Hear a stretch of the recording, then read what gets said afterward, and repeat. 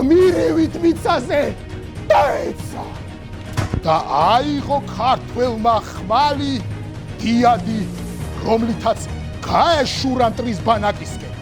ისე დაუჭყლიტა ორიცა და შუბლში დააჭედა. მხოლოდ 3 დარჩა 8-დან.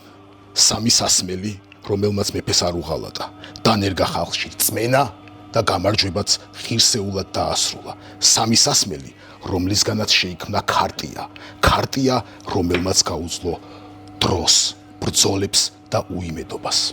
სასმელი ბაგრატიონი, სასმელი 200 გამორჩეული, გამარჯვების საწინდარი 1021. ქარტიის შემქმნელი, ლეგენდარული ბარაძინ თერმულაქსუსი ამბობდა: ადამიანებს ქმნიან ღმერთები, ხოლო ადამიანები ქმნიან სასმისებს, რადგან საკუთარი თავი იპოვონ ან დაკარგონ. ბარაძინს მზისა და მთვარის ღმერთებმა დაავალეს 8 სასმისის შექმნა, მაგრამ ბარაძინმა მხოლოდ 3 უწოდა სახელი, რადგან მხოლოდ ამ 3 სასმელს ენდობოდა. 3 ბზარი სულში: ბაგრატიონი, 200 გამორჩეული და 1021, რომელიც საკუთარ თავს გაპოვნინებს.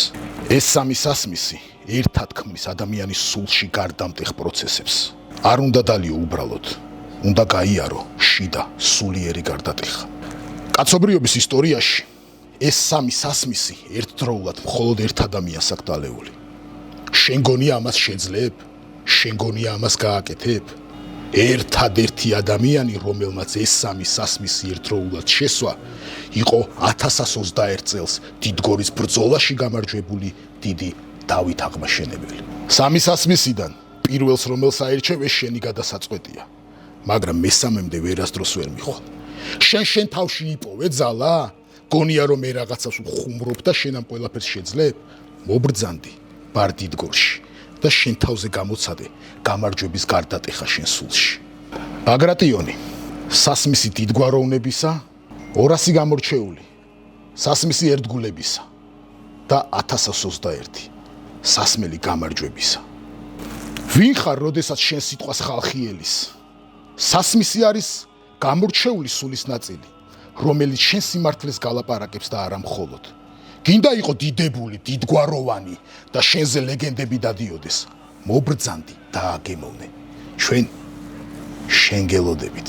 დიდმა ოსტატმა, წინათ თქმულმა ბრძანა ესეთი ფრაზა: მე მომცა ღმერთმა, თვარისა და ცისამ, რომ შემექმნა 3 სასმელი, რომელიც კაცობრიობის ისტორიაში დიდ გარდატეხას და გამარჯვებას მოიტანდა. ბაგრატიონი, სადაც არის ცისფერყანწელთა სისხლი, სიმართლის ცრემლი და თის ბროლი, როგორც სიმამაცის და გაკაჟების სიმბოლო. გემოცდიადია.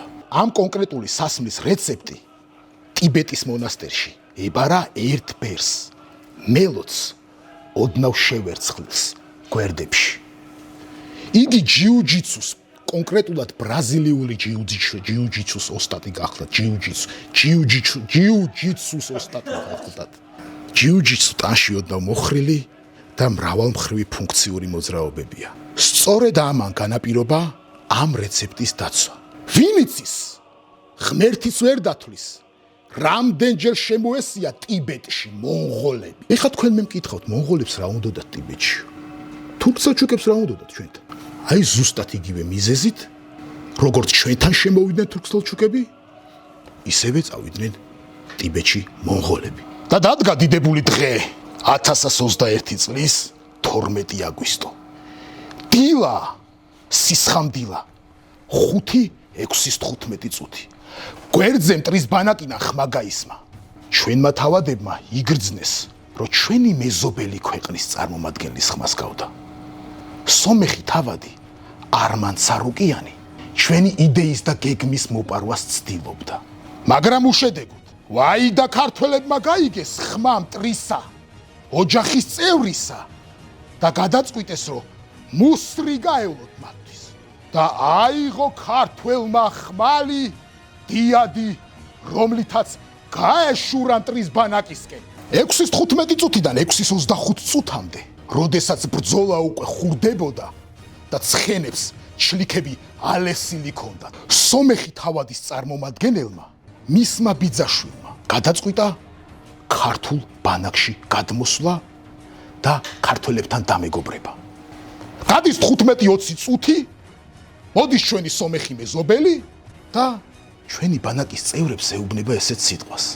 მე თქვენთან ვარ. სავატანები. მაგრამ ქართველი რისი ქართველი იყო, რომელიც მის ამ სიტყვებს ლაზათიან კაფიას დაიჯერებდა. მოხდა ის, რაც მოსახდენი იყო.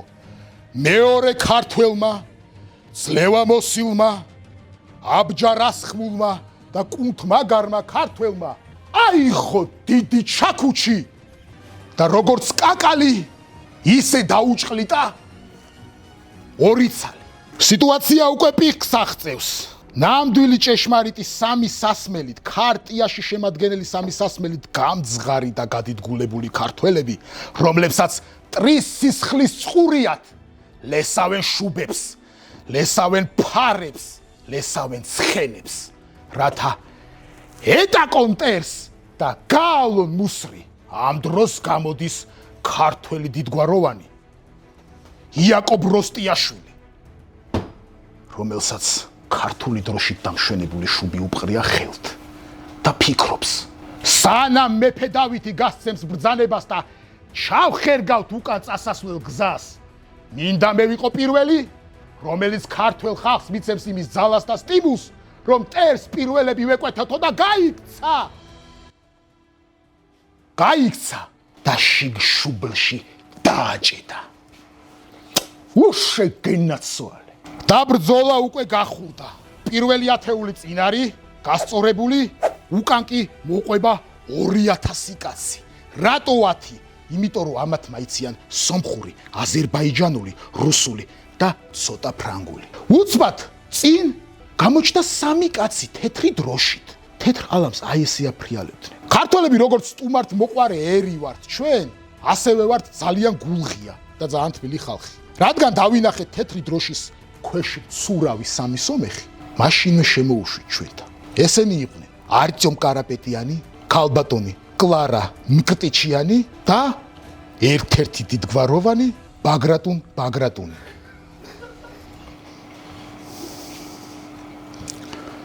რა გაცინებ შეჭი?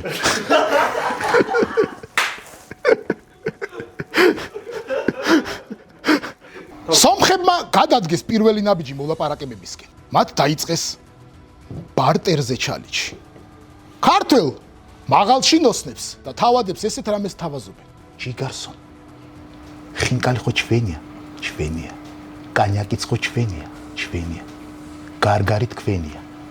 ამ დროს ქართველი მოუტრიალდა, მხოლოდ გარგარია თქვენი თქვენ გარეწრება. მაგრამ ჩვენ, როგორც კეთილი სულის მატარებელი ხალხი, არ ჩაგრავთ არც ერთ მცირე რისხოვან წარმომადგენლებს და ჩვენ ბანაკში გადმოყავს. ის სომეხი 3 მაღალჩინოსანი თუ დაბალჩინოსანი იბრძოდა სისხლის ბოლო წვეთამდე და თქვენ თუ იცით რითი ჩახერგა დავით აღმაშენებელმა უკან დასაბრუნებელი გზა. აი ამ საბიკაცით. ეხა ვიღაც ისტორიკოსი გამოხვალ და იტყვით რომ ეგო ფაქტები არ იყო. კი ბატონო არ იყო. დამიმტკიცე.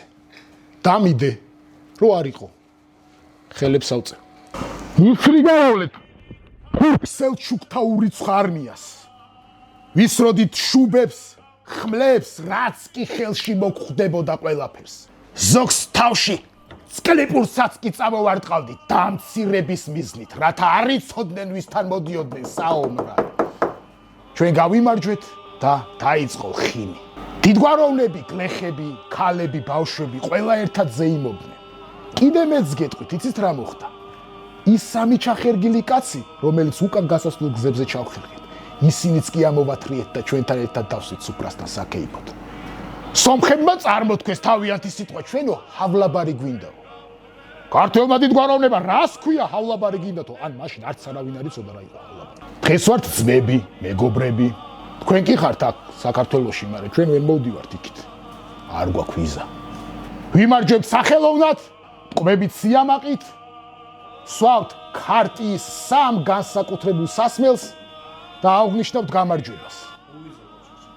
ო, აი ესე თქვი ვიზა არ გვაქვს თქვა, ვიზა არ გვაქვს მეცით. წამოდგა მეფე დავითი და ბრძანა. ხინი მიბრძანებია. ტრის სისხლში ამოსვლილი ქართველები ერთმანეთს ეხუტებოდნენ. იყო დიდი ღრეობა და ზეიმი.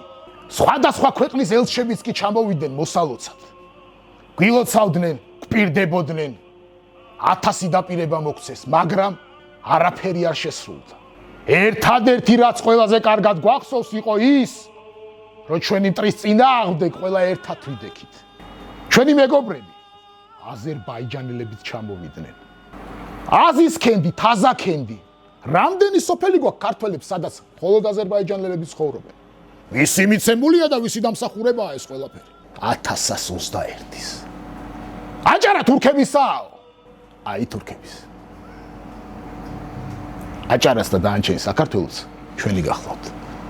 ხინი უკვე მიწურულს იყო, როდესაც გაოფლილი, გახვითქული კაცი დარბაზში შემოვარდა. მიშველეთ მომსდევენო, 10 გულანთებული დაღლილი ქართველი გარეთ გავარდა, რომ ტეს შეტაკებოდა. თურმე მახე იყო. ამ შემოგზავნილმა კაცმა გაიყვანა ტრის პირისპირ. და ამ დროს პირველი გამოქანებული შუბი, რომელიც მტერმა ისროლა, მოხვდა სომეხ აზნაურს და გმირევით მიწაზე დაეცა. მე მგონი მართლა დავეცი ჩემი. გაგიგიათ ალბათ ფრაზა, რომ დავით აღმაშენებლის დროს საქართველო იყო ნიკოფსიიდან დარუბანდამდე. რას ნიშნავს ნიკოფსია და რას ნიშნავს დარუბანდი? ნიკოფსია ძველი ბერძნული სიტყვაა და სამყაროს დასაწყის ნიშნავს. ხოლო დარუბანდი დასასრულს. ძველი ბერძნები ნიჭიერი ხალხი იყვნენ, მაგრამ ვერცერთ სომხურ ანდაზაში ძველი ბერძნების გავლენას ვერ იგრძნობთ. ეხლა თქვენ გონიათ მე სომხებზე ვშაყილობ და რაღაცებს ვაკეთებ, მაგრამ მე სომხები ძალიან მიყვარს, ჩვენი მეგობრები არიან. ნადიმი ისევ გაგრძელდა და უკვე ყველა კარგად შეზახოშებულია. მოიწვიეს გვერდზე სახელმწიფოდან ელჩები და ერთ-ერთი ელჩი აზერბაიჯანელი ბერძნული წარმოშობის არმად ბაზოვიჩი. კაცი, რომელიც იყო აზერბაიჯანის მხედართმთავარი. ნადიმი დასრულდა, ქართველებმა შესვეს, მეგობრებსაც ასვეს და თენდება დღე 1121 წლის 13 აგვისტო. ქართველმა დიდებულებმა თავის არმიას უთხრეს: ბიჭებო, დღეს ნაბახუსებზე ხართ და წყალს არ მიეძალოთ. არა და აგვისტოა ცხელა, როგორ გინდა ამ ხელა მუზარადეთ იარო ისე რომ წყალი არ გადაივლო. გული დაგარტყავთ და რაც მტრებმა დაგაკლეს, ბუნების ზალა ანაზღაურებსო. არ შედრკა ქართველი მეომარი და დინარის პირს მოშორდნენ. ჩრდილში საკუთარი გამოხდილი ლუდი 3 ქარტიის სასმელით და ლხინით, დიდებულებით და დიდგვაროვნებით გაგრძელდა. ყველაზე მთავარი წინასწარმეტყველება, რომელიც აუცილებლად ახდება, მე დარწმუნებული ვარ. აი შენ მე რომ მიყურებ, ამ ხევა ისტორია რომ მოგიყევი. ერთი დაწკაპუნებით შეგიძლია შენი მომავალი შეცვალო. გამოიწერე ჩვენი არხი და გაიგე ბევრი ისტორიული ფაქტი, რომელიც არც სკოლაში გისწავლია, არც უნივერსიტეტში და ვერც ChatGPT ვერ გეტყვის. ძვირფასო მეგობრებო, ქართველებო, სომხებო და ჩვენო მეგობრებო. ამ ჭიქით დღევანდელი დღეც დასასრულს მიუახლოვდა. დაწერეთ კომენტარებში, ვის რა ამბავი გაინტერესებთ, ვის რა ისტორია გინდათ რომ გავაცოცხლოთ და ჩვენ ამ ყველაფერს გავაკეთებთ. დიდი მადლობა ბარ დიდგორს დღევანდელი მასპინძლობისთვის, ჩვენ კი გემშვიდობებით მომავალ შეხვედრამდე. და ერთი ჩელენჯი მინდა შემოგთავაზოთ აგერ ამ ქართული გარემოდან. 20,000 გამომწერზე ჩავდივართ ერევანში და ერევნის ისტორიულ ადგილებში ვიღებთ ქართულ ვიდეოს. მადლობა. ერევანში შევჭამთ ქართულ ხინკალს 20,000 გამომწერზე და არა მარტო.